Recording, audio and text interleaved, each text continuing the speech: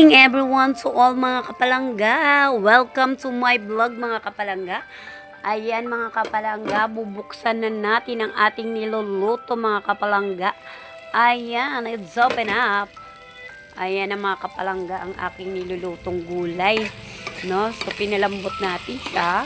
Tinakpan muna natin siya. Ayan, so binuksan na natin siya mga kapalangga.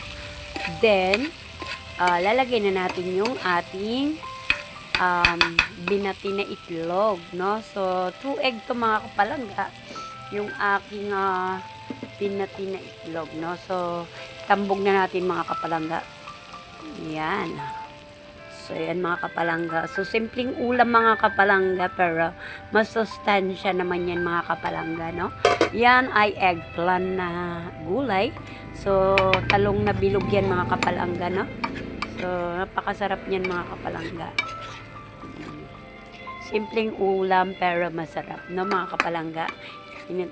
Mga kapalangga, alam ba mga kapalangga, pag nag-ulam kayo ng gulay, ay mas talo pa niya ang karne, no?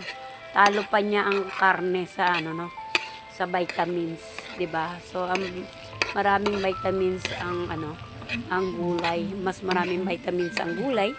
At syempre hinaluan mo pa ng egg. Syempre ibang vitamins din yan, ibang rin ang makukuha natin, 'di ba?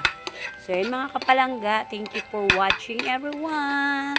Simpleng ulam pero masarap at masaya. Haluan natin ang pagmamahal, no, para masarap ang ating niluluto. So kailangan masaya tayo habang niluluto ang ating food, no? So mga kapalangga, thank you for watching everyone. So please help me to support me, to like and comment and share. Ayan, so like heart mga kapalangga, So thank you and God bless everyone. So please help me to support me, to subscribe me everyone here in Facebook and YouTube, no? So YouTube ko mga kapalangga ay Malikhaing Nanay L, small L, and Lydia LC. Yan. So, medyo mahaba lang siya mga kapalangga, no?